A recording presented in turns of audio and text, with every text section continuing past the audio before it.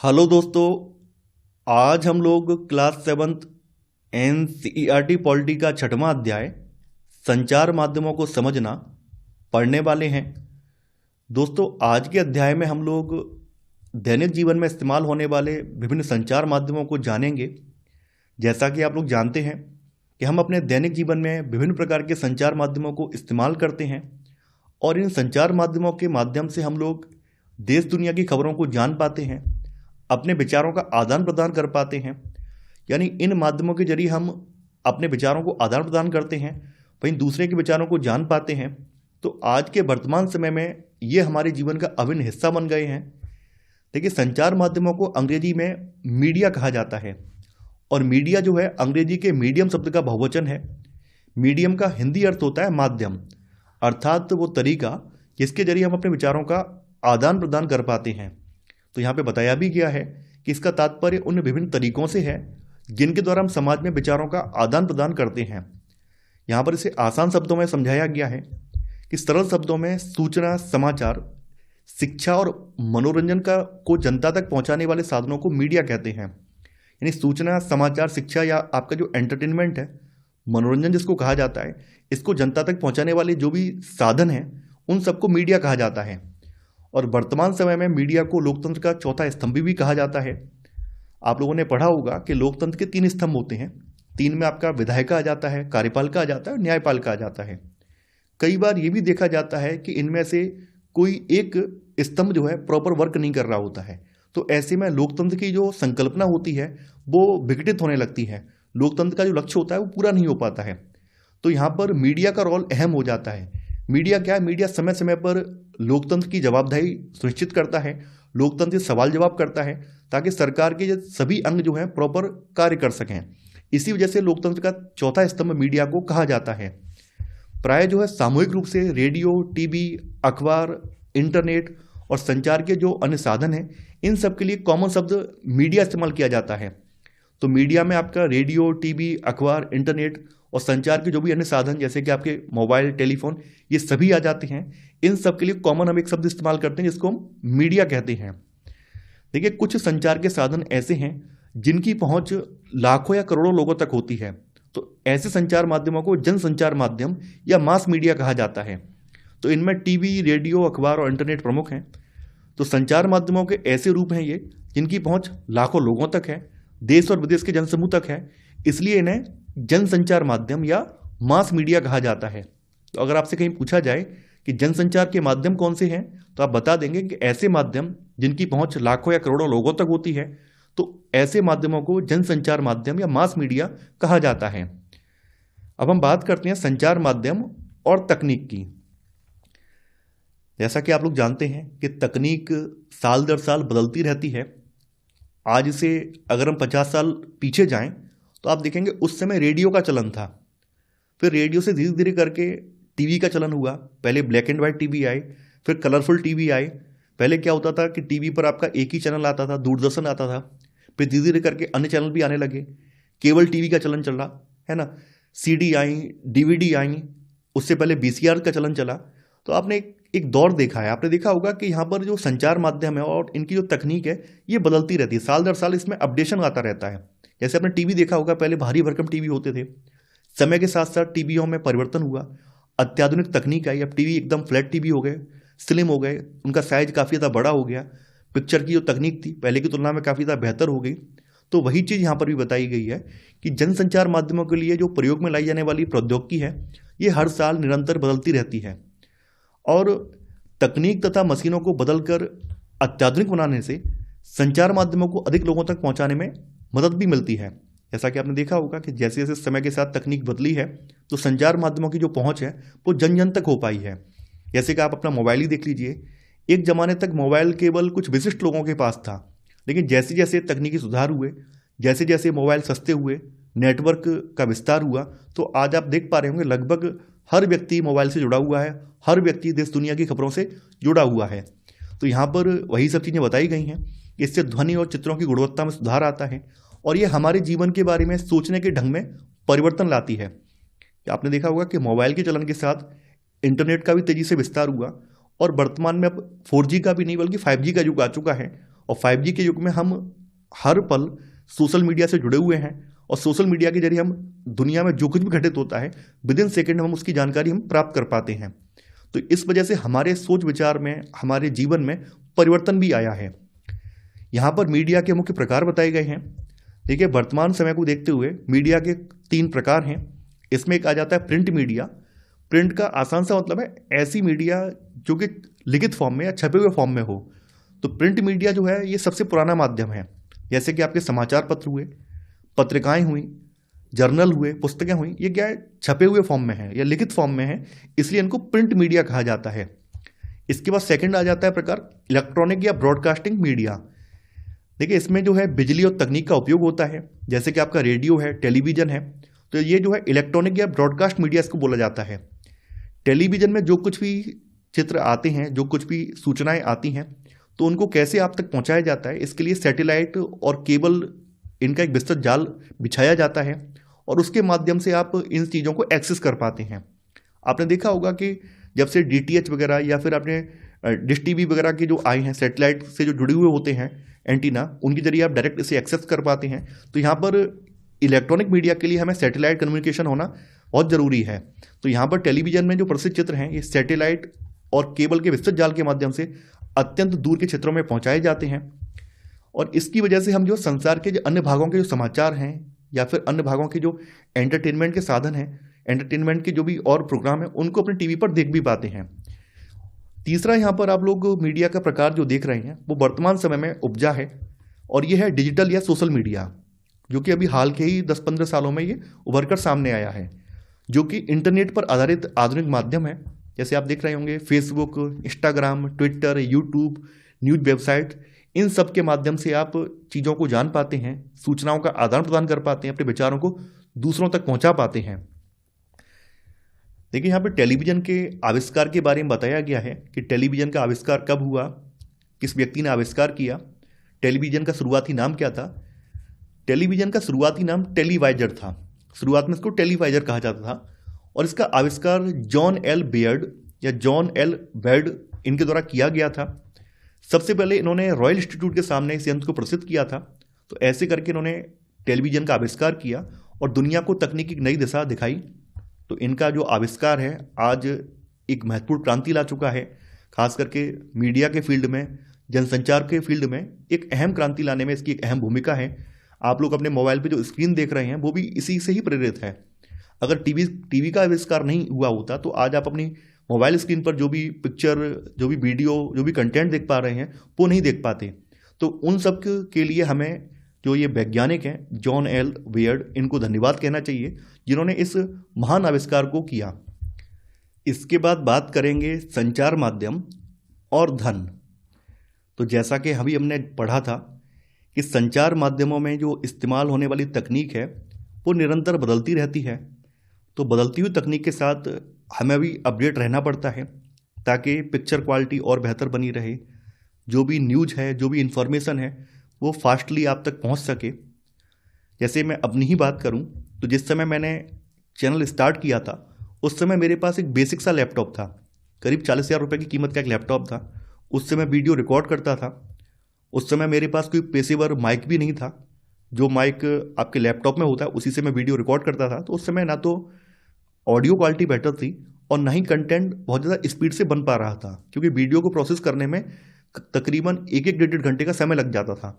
फिर जैसे जैसे मुझे लगा कि अब मुझे इसमें और अपडेट करना चाहिए ताकि कंटेंट और अच्छे से बन पाए, तो जैसे जैसे मैंने यहाँ से जो भी अर्न किया उसको इकट्ठा करके एक अच्छा सा प्रोफेशनल लैपटॉप लिया, करीब 2.5 लाख रुपए का लैपटॉप लिया, कुछ प्रोफेशनल माइक लिए। तो आज आप लोग देख पा रहे होंगे यहाँ पर जो भी मैं कंटेंट आपको दे रहा हूँ वो पहले से काफ़ी ज़्यादा बेहतर है, उन्नत क्वालिटी का है, ऑडियो क्वालिटी भी बेहतर है। तो ऐसा ही यहाँ पर भी है। संचार माध्यमों के लिए भी हर साल टेक्नोलॉजी बदलती रहती है और बदलती टेक्नोलॉजी के साथ भी संचार माध्यमों को भी अपडेट होना पड़ता है। तो यहाँ पर जो भी तकनीक इस्तेमाल होती है वो काफ़ी ज़्यादा महंगी होती है। अगर हम एक टीवी स्टूडियो की बात करें तो टीवी स्टूडियो में केवल न्यूज एंकर नहीं होता है, बल्कि उसके बैकग्राउंड में भी बहुत सारी चीज़ें चल रही होती हैं। जैसे कि हाईटेक लाइटें होती हैं, विभिन्न प्रकार के कैमरे इस्तेमाल होते हैं, ध्वनि रिकॉर्ड करने वाले यंत्र होते हैं, सैटेलाइट लिंक की आवश्यकता होती है। क्योंकि तकनीक यहाँ पे तेज़ी से बदल रही है तो हमें पैसे की भी आवश्यकता है। इसलिए मीडिया संस्थानों को जो है नवीनतम तकनीक को अपनाने के लिए भारी भरकम धन भी खर्च करना पड़ता है। तभी कहा जाता है कि जो मीडिया चैनल हैं वो हर कोई स्टार्ट नहीं कर पाते, क्योंकि यहाँ पर एक भारी निवेश की आवश्यकता पड़ती है। इसके अलावा जैसा कि मैंने आपको बताया था कि यहाँ पर मीडिया संस्थान में केवल जो पर्दे पर दिखने वाले लोग हैं यही नहीं होते हैं। जैसे आप न्यूज एंकर को अक्सर टीवी पर देखते होंगे, आपको लगता होगा कि यहाँ पर केवल ये अकेला व्यक्ति काम कर रहा है, ये सुबह से शाम तक 4-5 चेहरे टीवी पर देख रहे हैं, यही काम कर रहे हैं, जबकि ऐसा नहीं है। किसी भी चैनल के बैकग्राउंड में हजारों लोगों की टीम काम कर रही होती है, क्षेत्रीय स्तर पर भी कर रही होती है, और जो उनका ऑफिस होता है वहाँ पर भी काम कर रही होती है। तो वहाँ पर हजारों लोगों की टीम मिलकर काम कर रही होती है, तब वो आपको न्यूज दे पाते हैं।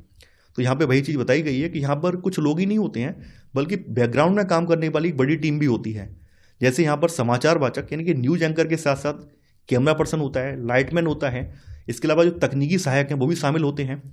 और इन सभी कर्मचारियों को वेतन देने के लिए भी बहुत ज़्यादा अधिक धन की आवश्यकता पड़ती है। तो यहाँ पर ये कहानी ये भी बताई गई है क्योंकि यहाँ पर मीडिया हाउस में बहुत ज़्यादा धन की आवश्यकता पड़ती है। इसी वजह से अधिकांश जो टीवी चैनल हैं या समाचार पत्र हैं ये किसी बड़े व्यवसायिक प्रतिष्ठान का हिस्सा होते हैं, यानी किसी बड़े बिजनेस ग्रुप का हिस्सा होते हैं। जैसे कि अडानी समूह के कुछ चैनल हैं, अभी आपने देखा होगा वर्तमान में एनडीटीवी अडानी समूह के अंतर्गत आ गया है। ऐसे ही जी मीडिया हाउस भी आप देखते होंगे किसके अधीन है। तो यहाँ पर आप लोग देखते हैं जितने भी चैनल हैं वो किसी न किसी बड़े व्यवसायिक प्रतिष्ठान का हिस्सा हैं, और वे इन संस्थानों को आर्थिक मजबूती प्रदान करते हैं, क्योंकि एक कॉमन इंसान के लिए इनको चला पाना संभव नहीं है। एक नॉर्मल बिजनेसमैन के लिए अखबार चला पाना या एक बड़ा न्यूज चैनल चला पाना संभव नहीं है, क्योंकि यहाँ पे करोड़ों में इन्वेस्टमेंट होता है, 200-500 करोड़ का इन्वेस्टमेंट होता है स्टार्ट करने के लिए। इसके अलावा यहाँ ये भी बताया गया है कि यहाँ पर जो जनसंचार माध्यम है ये लगातार पैसे कमाने के विभिन्न तरीके भी खोजते हैं ताकि अपने खर्चों को मेंटेन कर सकें। तो अपने पैसे कमाने के तरीके में यहाँ विज्ञापन जो सबसे प्रमुख हैं। आपने देखा होगा टीवी में चाहे न्यूज चैनल हो चाहे एंटरटेनमेंट का चैनल हो, बीच बीच में विज्ञापन आते हैं, कार, चॉकलेट, कपड़े या विभिन्न प्रकार के विज्ञापन दिखाए जाते हैं। तो इन विज्ञापनों से मोटी कमाई इन्हें मिलती है, जिससे इनका खर्चा चलता है। देखिए एक इमेज आपकी एनसीईआरटी में दिया गया था मीडिया हाउस के बारे में कि बड़े व्यापारिक प्रतिष्ठान हैं। तो ये कुछ रेडियो, टीवी या समाचार पत्र के मालिक हैं और ये अपने उत्पादों का विज्ञापन भी देते हैं संचार माध्यम के माध्यम से। तो संचार माध्यम जब उत्पादों का विज्ञापन देते हैं, विज्ञापनों को लगातार टीवी पर दिखाते हैं, तो विज्ञापनों को बार बार देखने की वजह से जो जनमानस है वो भी प्रभावित होता है। वो भी उसे लगता है कि हमें एक बार ये ट्राई करना चाहिए। जैसे आपने देखा होगा कि आपके टूथपेस्ट में नमक है, तो इस तरह के विज्ञापन आपने देखे होंगे तो आपको लगने लगता है कि भाई हमारा जो टूथपेस्ट हम इस्तेमाल कर रहे हैं ये बेकार है। कोलगेट वालों ने जो कहा है कि ये वाला आपके टूथपेस्ट पर नमक है, ये वाला सही होगा, ये हमारे मसूड़ों के लिए सही होगा, तो आप लोग क्या करते हैं, एक बार चलो ट्राई करते हैं। तो इस तरह से आप जो है किसी नए प्रोडक्ट के लिए आप आगे बढ़ते हैं, उसको खरीदते हैं। तो विज्ञापन आपके मन मस्तिष्क पर एक गहरा प्रभाव डालता है। तो लोग संचार माध्यमों में देखकर उत्पाद खरीदते हैं, तो पैसा वापस उन्हीं व्यापारिक प्रतिष्ठानों को जाता है। अब है संचार माध्यम और लोकतंत्र। देखिए स्टार्टिंग में मैंने आपको बताया था कि मीडिया को लोकतंत्र का चौथा स्तंभ कहा जाता है। चौथा स्तंभ कहने का रीजन ये है, लोकतंत्र में मीडिया से अपेक्षा ये की जाती है कि मीडिया को निष्पक्ष और स्वतंत्र होना चाहिए, ताकि मीडिया जो है सरकार की जो नीतियां हैं या जो कार्यवाहियां हैं उनका निष्पक्ष होकर मूल्यांकन कर सके, और जो भी गलत नीतियां या जो गलत कार्यवाहियां हैं उनसे संबंधित राय जनता के सामने स्पष्ट रूप से रख सके। मीडिया का काम होता है कि जो भी मुद्दे जनता के हित के मुद्दे हैं उनको समय समय पर न्यूज के माध्यम से सरकार के सामने उठाए, ताकि सरकार का ध्यान उन मुद्दों पर जाए और सरकार उन मुद्दों पर कार्यवाही करे। तो इसी वजह से मीडिया को लोकतंत्र का चौथा स्तंभ कहा जाता है, क्योंकि मीडिया जो है लोकतांत्रिक कार्यवाही को सुनिश्चित करने की अहम भूमिका अदा करता है। कई बार स्थिति इसके उलट भी रहती है। आप लोग देखते होंगे कई ऐसे मीडिया चैनल हैं जो कि निष्पक्ष पत्रकारिता न करके एक तरफा पत्रकारिता करते हैं, एक तरफा जजमेंट या डिसीजन सुनाते हैं। कई ऐसे चैनल हैं, मैं किसी का नाम नहीं लूँगा, आप लोग इन सब चीज़ों को अच्छे से जानते भी हैं। आपने देखा होगा कई ऐसे चैनल हैं जो हमारे मुख्य मुद्दे हैं उन पर तो कभी बात नहीं करते हैं, इधर उधर के फालतू मुद्दों पर उनमें डिबेट अक्सर होती रहती है। कोई भी सरकार कोई भी काम कर रही है, वो सरकार की उस काम की आलोचना नहीं करते हैं, गलत काम को भी वो सही ठहराते हैं। तो ऐसे मीडिया चैनलों के लिए सोशल मीडिया में आपने देखा होगा एक शब्द चलन में आता है, और वो शब्द है गोदी मीडिया। गोदी का अर्थ होता है किसी की गोद में जाके बैठ जाना, यानी कि आसान शब्दों में कहें तो किसी का पालतू होना या किसी के अंडर में काम करना, उसका अर्थ होता है गोदी मीडिया। तो आज आप लोग देखते होंगे सोशल मीडिया में आज के दौर में कई ऐसे चैनल्स हैं या कई ऐसे न्यूज एंकर हैं जिनको गोदी मीडिया या गोदी एंकर कहा जाता है। वो इसलिए कहा जाता है क्योंकि उनकी जो पत्रकारिता है वो निष्पक्ष नहीं है, बल्कि एक तरफा झुकी हुई है। तो इस तरह की जो पत्रकारिता होती है वो ना तो जनता के हित में होती है, न ही लोकतंत्र को मजबूत करती है, बल्कि लोकतंत्र को ये खोखला करती है। तो यहाँ पर लोकतंत्र में संचार माध्यम एक सेतु की तरह काम करते हैं।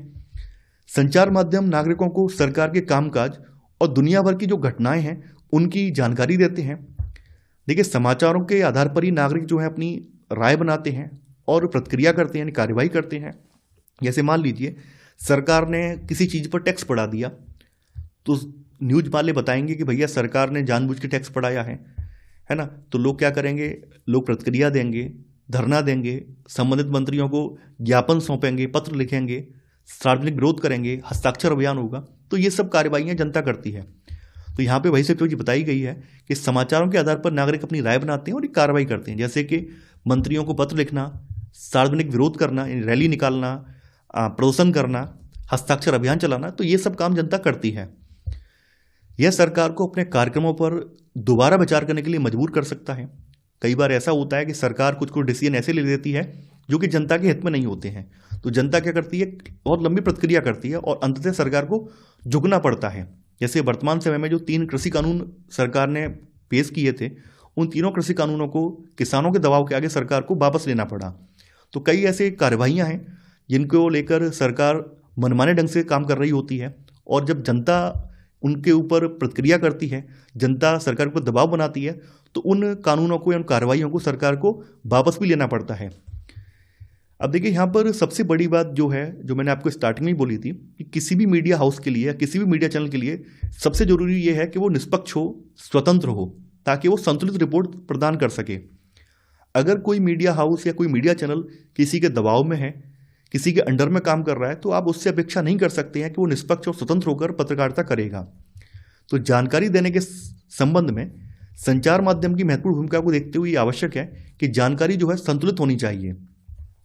एक संतुलित रिपोर्ट वह है जो किसी विषय के हर दृष्टिकोण पर, पक्ष और विपक्ष, यानी केवल ये नहीं है केवल नेगेटिविटी ही हम दिखाएं, केवल ये नहीं कि पॉजिटिविटी दिखाएं, उसके जो भी पहलू हैं, जो भी एस्पेक्ट हैं, चाहे पॉजिटिव हो या नेगेटिव हो, सभी पक्षों को जनता के सामने रखें, ताकि जनता एक अपने निर्णय पर पहुंच पाए, जनता एक डिसीजन बना पाए कि हाँ भाई, इस मुद्दे के कुछ सकारात्मक पहलू हैं तो कुछ नकारात्मक पहलू हैं।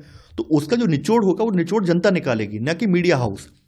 वर्तमान समय में क्या हो रहा है, कि वर्तमान में कुछ ऐसे चैनल हैं जो कि हर मुद्दे पर सकारात्मक दृष्टिकोण या नकारात्मक दृष्टिकोण ही देते हैं, जो कि पूरी तरह से गलत है।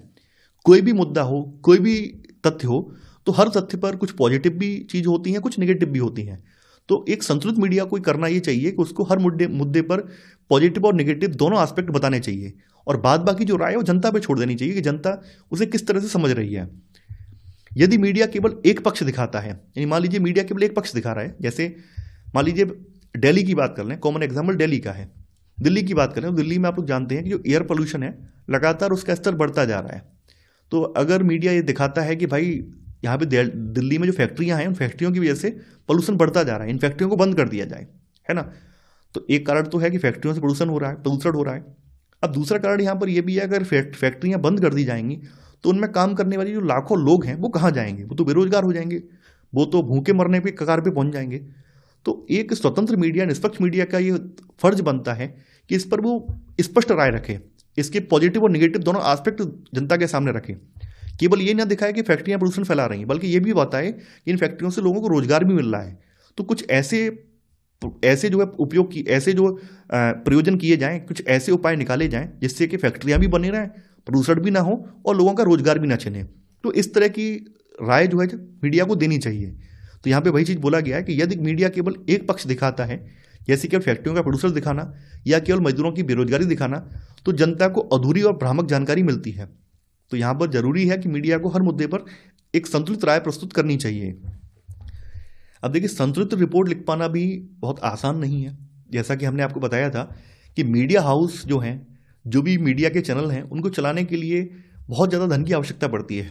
तो इसी वजह से जो मीडिया चैनल्स हैं वो किसी न किसी व्यवसायिक प्रतिष्ठान का हिस्सा हैं। जैसे बड़े बड़े व्यवसायिक जो समूह हैं, अभी अगर हम एनडीटीवी की बात करें तो वो अडानी ग्रुप का हिस्सा है ना। अब एनडीटीवी वाले अडानी ग्रुप के जो भी कार्य हैं, अडानी ग्रुप की जो भी कंपनियां हैं, उनके खिलाफ तो नहीं बोल पाएंगे, है ना, नहीं बोल पाएंगे। तो ऐसे और भी मीडिया चैनल्स हैं, मीडिया हाउस हैं जो कि किसी ना किसी बिजनेस ग्रुप का हिस्सा है।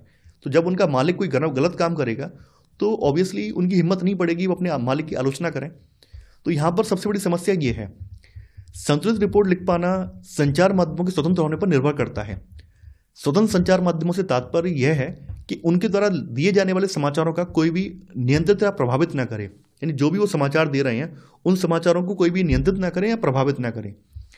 लोकतंत्र में जानकारी का विश्वसनीय और तटस्थ होना अनिवार्य है, क्योंकि नागरिक इसी के आधार पर निर्णय लेते हैं। सबसे बड़ी बात है कि मीडिया कोई भी भ्रामक जानकारी ना दे, और जो भी जानकारी दे रही है तटस्थ होकर दे। तटस्थ का मतलब ये नहीं है कि भाई हम सरकार के फेवर में बोलते जा रहे हैं, या फिर ये भी नहीं है कि हम जनता के फेवर में बोल रहे हैं, सरकार की आलोचना हमेशा कर रहे हैं। ऐसा नहीं होना चाहिए। न्यूट्रल अप्रोच अपनानी चाहिए, नहीं किसी भी मुद्दे के पक्ष और विपक्ष दोनों को दिखाना चाहिए। तो इसे कहते हैं तटस्थ रहना, न्यूट्रल रहना। तो जब मीडिया इस तरह से रिपोर्टिंग करेगी, मीडिया इस तरह से चीज़ों को प्रस्तुत करेगी, तो लोग अपनी राय खुद बना पाएंगे। अगर हम वर्तमान में देखते हैं कि मीडिया स्वतंत्र की नहीं है, तो उसके दो मुख्य कारण हैं। सबसे पहला है सरकार का नियंत्रण, यानी सेंसरशिप। सेंसरशिप का मतलब होता है कि कोई भी सूचना या कोई भी जानकारी जब सरकार के द्वारा फिल्टर करके सरकार उसको पहले देख लेती है, ऑब्जर्व कर लेती है, उसके बाद वो जानकारी जब प्रस्तुत की जाती है तो उसको सेंसरशिप कहा जाता है। ये आसान शब्दों में इसको मैंने बताया है। जैसे किसी मूवी की बात करें तो मूवी जब तक केंद्रीय प्रमाणन बोर्ड का सर्टिफिकेट प्राप्त नहीं करती, जब तक उसको वहाँ पर देखा नहीं जाता है। वहाँ पे देख के पता चलता है कि मूवी किस कैटेगरी की है, क्या वास्तव में मूवी भारत के लायक है, या क्या वास्तव में मूवी बच्चों के लायक है, या एडल्ट के लिए मूवी बनी है। तो वहाँ से सर्टिफिकेट मिलता है, इसको सेंसरशिप कहा जाता है। तो सेंसरशिप का अर्थ बताया गया है कि जब सरकार समाचार के किसी अंश, फिल्म के किसी दृश्य या गीत की किसी अभिव्यक्ति को जन समुदाय तक पहुंचने के लिए प्रतिबंधित करती है, तो इसे सेंसरशिप कहा जाता है। जैसे मीडिया के बारे में बताया गया है कि मीडिया में सेंसरशिप कब लगा था। आपको याद होगा कि इंदिरा गांधी के दौर में जब इमरजेंसी लगाई गई थी, उस समय कुछ समाचार पत्रों को प्रतिबंधित कर दिया गया था, या समाचार पत्रों के कुछ आर्टिकल्स को बैन कर दिया गया था। तो उस समय कुछ समाचार पत्रों ने इसका विरोध दर्शाने के लिए क्या किया था, जिन जिन आर्टिकल को सरकार सेंसर करती थी उन आर्टिकल्स की जगह अखबार वाले खाली छोड़ देते थे, ब्लैंक दिखा देते थे, ताकि जनता के सामने एक संदेश जाए कि सरकार ने इस आर्टिकल को प्रतिबंधित कर दिया है। तो उस समय विरोध दर्शाने का मीडिया वालों का एक अनोखा ये तरीका था। तो यहाँ पे वही चीज़ बताई गई है कि भारत में 1975 से 77 का जो आपातकाल है, जिसे मीडिया के लिए सबसे बुरा समय माना जाता है। सेकंड रीजन है व्यापारिक घरानों का नियंत्रण, जो कि मैंने स्टार्टिंग में बताया था कि अक्सर जो भी मीडिया हाउस हैं, जो भी मीडिया चैनल हैं, वो बड़े व्यावसायिक प्रतिष्ठानों का हिस्सा हैं। तो इसी वजह से ये लोग इन प्रतिष्ठानों की आलोचना नहीं कर पाते हैं, अपने मालिकों की आलोचना नहीं कर पाते हैं। अधिकांश मीडिया हाउस बड़े बिजनेस समूहों का हिस्सा हैं, और कई बार किसी विवरण के एक पक्ष पर ही ध्यान केंद्रित कराना इनके हित में होता है। भाई मान लीजिए एनडीटीवी अडानी ग्रुप का हिस्सा है, तो एनडीटीवी जो है अडानी ग्रुप के अगेंस्ट तो नहीं बोल पाएगा, उसकी फेवर में ही बोलेगा। इसके अलावा विज्ञापनों से भी इनको पैसा मिलता है, तो जो कंपनियां इनको विज्ञापन दे रही हैं ये उनके खिलाफ भी नहीं बोलेंगे। आप अखबारों में देखते होंगे, जैसे एक ऐड आता है, काफ़ी कॉमन ऐड है, विमल पान मसाला, जिसमें लिखा होता है टैगलाइन, दाने दाने में केसर का दम। वैसे तो पान मसाला है, आप लोग जानते हैं वो गुटखा है, लेकिन फिर भी वो हर जगह अखबार के फ्रंट पेज पे पूरा पेज भरकर आता है, फ्रंट पेज, है ना। मीडिया में आपने देखते हो कई सारे एक्टर उसका ऐड कर रहे हैं। तो इस तरह के जो विज्ञापन है, इन विज्ञापनों से ये लोग पैसे कमा रहे हैं। तो ये लोग उस विमल पान मसाला के बारे में गलत तो नहीं बोलेंगे। आपने देखा भी होगा, कभी ये गलत बोलते भी नहीं है, क्योंकि उनसे उस ऐड से इनको पैसा मिल रहा है, तो गलत क्यों बोलेंगे। अखबार वाले भी उसके खिलाफ नहीं लिखते हैं, क्योंकि अखबार का जो फ्रंट पेज होता है, जो कि लाखों रुपए में एक दिन का ऐड उस पर आता है, उस ऐड पर आप लोग देखते हो विमल पान मसाला का ऐड आ रहा होता है, जिसमें लिखा होता है दाने दाने में केसर का दम। तो ऐसे प्रतिष्ठानों के खिलाफ ये मीडिया हाउस बोल ही नहीं पाते हैं। तो ये भी एक समस्या है। विज्ञापनों से पैसा आने की वजह से मीडिया उन कंपनियों के खिलाफ नहीं लिख पाता है जो उन्हें विज्ञापन देती हैं। इसके अलावा मीडिया वाले क्या करते हैं, अपने चैनल की टीआरपी बढ़ाने के लिए, व्यूअरशिप बढ़ाने के लिए, जनता के बीच में चैनल को चर्चित बनाने के लिए सनसनीखेज खबरें दिखाते हैं, या ऐसी खबरें दिखाते हैं जिनका कोई सिर पैर नहीं होता है। जैसे आपने देखा होगा कई बार क्या होता है, जो ऐसे मुद्दे होते हैं जो कि सोशल मीडिया में हाईलाइट हो जाते हैं, उनको ही दिखाते रहते हैं। किसी बाबा को लेकर न्यूज़ चल रही है, किसी सोशल मीडिया के सेलिब्रिटी को लेकर न्यूज़ चल रही है, वही न्यूज़ चलती रहती है 10-10 दिन तक। आप देखते होंगे ऐसा। तो ये सब चीज़ें क्या है, ये सब चीज़ें कहीं ना कहीं गलत हैं। तो खबरें चलाने के लिए मीडिया जो है अक्सर संतुलित रिपोर्ट की बजाय केवल सनसनीखेज या रुचकर पक्षी दिखाता है, जो कि गलत है। और कहीं ना कहीं निष्पक्ष पत्रकारिता को ये सब चीज़ें प्रतिबंधित करती हैं, कहीं ना कहीं रोकती हैं। तो एक मीडिया के लिए जरूरी यह है कि उसको निष्पक्ष होना चाहिए। यहाँ पर है मसौदा तैयार किया जाना या मसौदा तय किया जाना इस सेटिंग एजेंडास। एजेंडा का मतलब क्या है, किसी मुद्दे को लेकर अपनी राय या अपने जो भी विचार हैं उनको तय करना, इसको कहा जाता है एजेंडा सेट करना। तो मीडिया ये भी तय करता है कि किन घटनाओं को समाचार में दिखाना है और किन्हें नहीं। यानी आपने देखा होगा कई मीडिया चैनल ऐसे हैं, जैसे मैं नाम नहीं लेना चाहूँगा, आप लोग सब लोग जानते होंगे कि हर चैनल जो है किसी ना किसी पार्टी के फेवर में, कुछ बीजेपी के फेवर में तो कुछ कांग्रेस के फेवर में। तो मैंने अक्सर देखा है कुछ चैनल ऐसे भी हैं जो कि प्रो कांग्रेसी हैं। तो प्रो कांग्रेसी चैनल क्या करते हैं, वो अगर कांग्रेस का कोई मुद्दा होगा तो वो कभी दिखाएंगे नहीं, वो हमेशा बीजेपी के खिलाफ बोलेंगे। ऐसे जो प्रो बीजेपी वाले चैनल हैं वो कांग्रेस के खिलाफ तो खूब बोलेंगे, लेकिन बीजेपी के खिलाफ कभी नहीं बोलेंगे। ये मैं जो वर्तमान में चल रहा है, वो वर्तमान में चल रहा है वही मैं आपके सामने रख रहा हूँ। मेरी किसी से पर्सनल रंजिश नहीं है, ना बीजेपी वालों से ना कांग्रेस वालों से है। जो वर्तमान में है वही मैं बता रहा हूँ, क्योंकि आप लोग भी ये सब चीज़ें ऑब्जर्व करते होंगे। कई ऐसे चैनल हैं, कुछ ऐसे हैं जो प्रो हिंदू हैं या एंटी मुस्लिम हैं, कुछ ऐसे हैं जो एंटी हिंदू हैं और प्रो मुस्लिम हैं। कई ऐसे चैनल भी हैं, मैं उनका नाम नहीं लेना चाहूँगा, आप लोग सोशल मीडिया में देख भी चुके होंगे। कई ऐसे चैनल हैं। तो ये लोग क्या करते हैं, एक एजेंडा सेट कर देते हैं कि भाई हमें यही खबर चलानी है। इस खबर से क्या होगा कि समाज में एक मैसेज जाएगा, एक समुदाय के खिलाफ एक खास करके एक मैसेज जाएगा और एक समुदाय के खिलाफ लोगों की एक राय बनेगी। इस तरह का काम भी ये मीडिया वाले कर रहे हैं। इसे ही कहते हैं एजेंडा सेट करना। तो जब मीडिया किसी खास मुद्दे पर ध्यान केंद्रित करता है तो वह हमारे विचारों, भावनाओं और कार्यों को प्रभावित करता है। इसे ही एजेंडा सेट करना कहा जाता है। आपने देखा होगा अगर मीडिया दिन रात किसी एक खास वर्ग या समुदाय के खिलाफ खबरें दिखाता है तो हमारे मन में भी उस समुदाय के प्रति, उस समाज के प्रति नफरत का बीज बो दिया जाता है। हमारे मन में भी आने लगता है कि देश में जो सारी समस्याएं हैं इस खास समुदाय को लेकर ही हैं, इस खास समुदाय से समस्याएं हैं। अगर ये देश में समुदाय नहीं होगा तो देश बहुत अच्छा रहेगा। आपके मन में ऐसा आने लगता है। तो ये सब चीज़ें जो हो रही हैं वो एजेंडा सेट करने की वजह से हो रही हैं, क्योंकि कुछ कुछ मीडिया चैनल वो लगातार उसको लेकर निगेटिविटी चला रहे हैं। और निगेटिविटी के प्रभाव में जब आप रहते हैं तो आपकी सोच भी उस खास तरह की सोच बन जाती है। जैसे मैं अक्सर देखता हूँ जो हमारे समाज में आप देखते होंगे कुछ सबर्ड हैं, कुछ बैकवर्ड क्लास के लोग हैं, कुछ दलित कास्ट के लोग हैं। तो सबके अपने अपने मीडिया चैनल्स हैं। जो वर्तमान में मैंने वो नोटिस किया है वो सबके अपने अपने मीडिया चैनल्स हैं। और हर ग्रुप जो है, चाहे वो सबर्ड हों, बैकवर्ड वाले हों या दलित कम्युनिटी वाले हों, सब अपने अपने मीडिया ग्रुप के हिसाब से ही बात कर रहे हैं, जो कि बहुत गलत है। हमेशा ध्यान रखना चाहिए कि हमें निष्पक्ष रहना है। हमें किसी भी एक एजेंडा के दायरे में नहीं आना है कि किसी ने एक एजेंडा चला दिया, उस एजेंडा में हम लोग भ्रामक तरीके से फंस गए, ऐसा नहीं फंसना है। हमें निष्पक्ष होकर हमें अपनी राय बनानी है, जो कि लोग नहीं बना पा रहे हैं। तो कहीं ना कहीं हमारा दुर्भाग्य है। यहाँ पे कुछ उदाहरण भी दिए गए हैं। जैसे मीडिया में बताया गया कि मीडिया अक्सर जो साधारण घटनाएं हैं, जैसे स्कूल में कोई एनुअल फंक्शन हो रहा है, उसको तो नहीं दिखाएगा, उसको मीडिया नहीं बताएगा। अगर स्कूल के एनुअल फंक्शन में मान लीजिए यूपी का सीएम शामिल होने आ जाए या अमिताभ बच्चन शिरकत कर जाएं तो मीडिया में वो सनसनीखेज खबर बन जाती है। ये भी एक बड़ी बात है। तो यहाँ पर डिपेंड करता है मीडिया पर कि मीडिया किन मुद्दों को दिखाना चाह रहा है और किन्हें नहीं। कई बार क्या होता है कि मीडिया जो है निष्पक्ष होकर जो जनहित के मुद्दे हैं इनको निडरता से उठाता है। जैसे हाल में ही मीडिया ने ये रिपोर्ट दी है, जो आपके पेय पदार्थ हैं, सॉफ्ट ड्रिंक्स हैं, इनमें कीटनाशक हैं। यानी कि जो कोला पेय हैं इनमें कीटनाशकों का स्तर जो खतरनाक लेवल तक है, जो कि स्वास्थ्य के लिए हानिकारक है। सरकार का दबाव भी था, सरकार नहीं चाहती थी कि इस तरह की खबर मीडिया दिखाए, लेकिन फिर भी सरकार के दबाव के बावजूद मीडिया ने खबर दिखाई। और इससे ये हुआ कि सरकार पर भी दबाव बना, सरकार जो संबंधित कंपनी है उस पर एक्शन ले, ताकि जो पेय पदार्थ हैं उनमें जो भी कीटनाशकों का स्तर है उसको कम किया जा सके या उनको बंद किया जा सके। तो सरकार के दबाव के बावजूद मीडिया ने इसे अंतर्राष्ट्रीय सुरक्षा मानकों से जोड़कर दिखाया, जिससे जनता जागरूक हुई। कई बार ऐसा भी होता है, कई ऐसे मुद्दे हैं जिन पर मीडिया का ध्यान जाता ही नहीं है।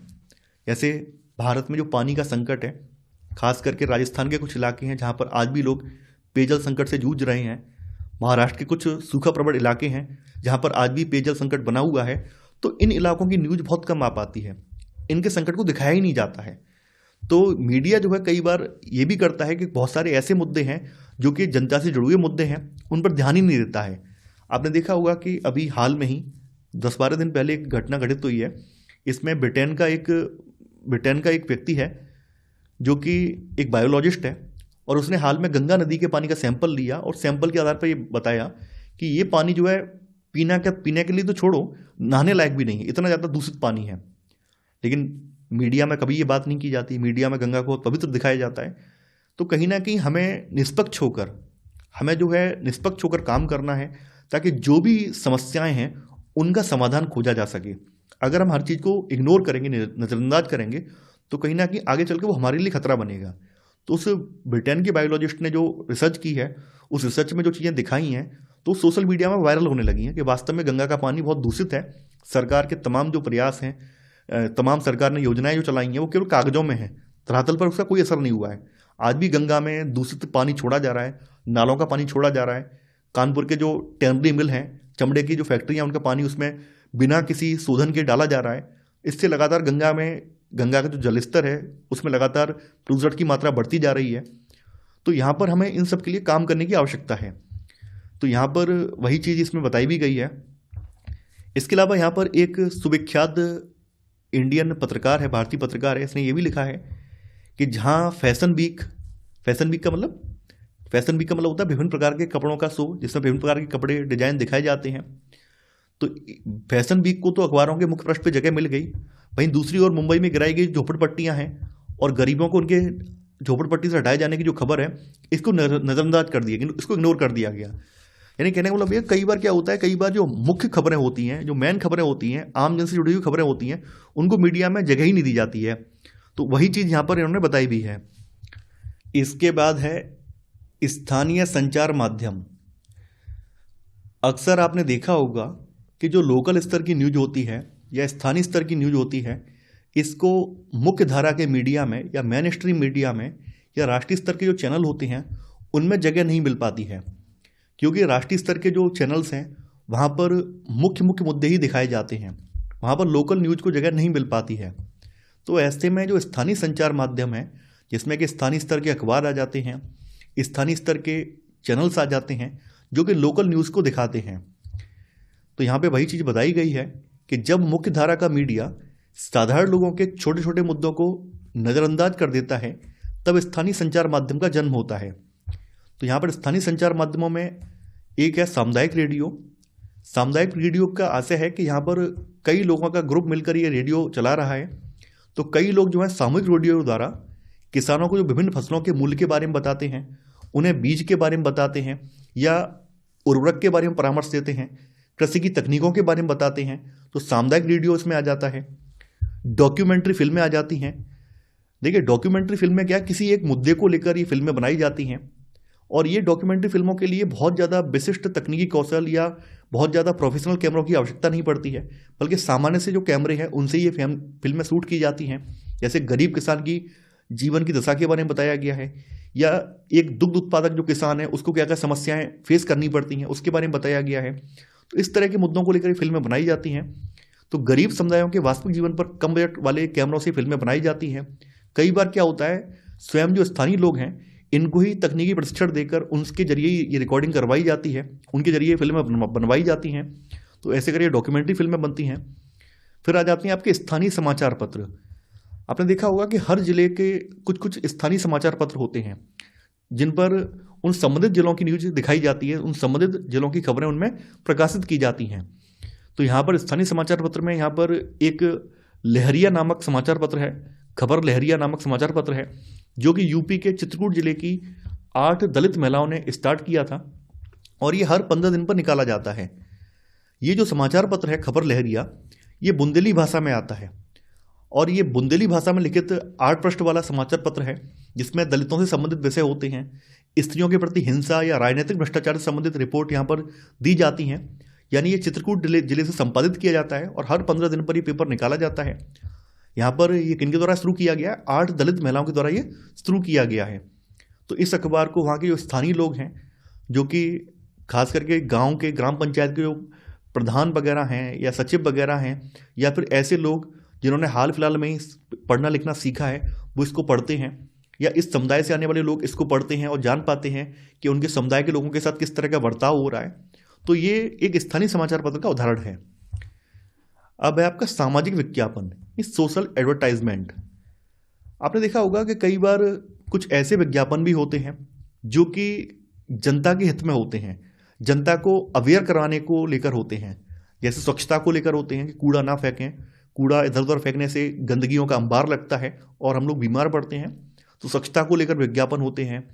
रेलवे की सेफ्टी को लेकर विज्ञापन होते हैं, या फिर कोरोना महामारी में आपने देखा होगा तमाम तरह के विज्ञापन चलाए गए थे कि आपको मास्क पहनना है, सैनिटाइजर का इस्तेमाल करना है, दूरी बनाकर रखनी है। तो ये सब जो सामाजिक विज्ञापन है। तो सरकार और निजी संस्थाएं ऐसे विज्ञापन भी बनाती हैं जिनसे समाज में किसी जागरूकता फैलाने वाले संदेश का प्रसारण हो सके, और ये जो है सामाजिक विज्ञापन कहलाते हैं, क्योंकि यहाँ पर एक अवेयरनेस का संदेश छिपा हुआ है, एक जागरूकता फैलाने वाला संदेश इसमें छिपा हुआ है ताकि लोग जागरूक हो सकें। जैसे उदाहरण के लिए जो असुरक्षित रेलवे क्रॉसिंग है, इनको पार करने से खतरों से संबंधित विज्ञापन, कि जो असुरक्षित रेलवे क्रॉसिंग है, अब तो भारत में शायद ऐसी कोई क्रॉसिंग बची नहीं है, पहले के समय में आपने देखा होगा कुछ कुछ रेलवे क्रॉसिंग पर फाटक नहीं होते थे, तो वहाँ पर लिखा होता था कि सावधान, आगे रेलवे ट्रैक है और आप उसको अच्छी भली बात देख कर ही पार करें, है ना।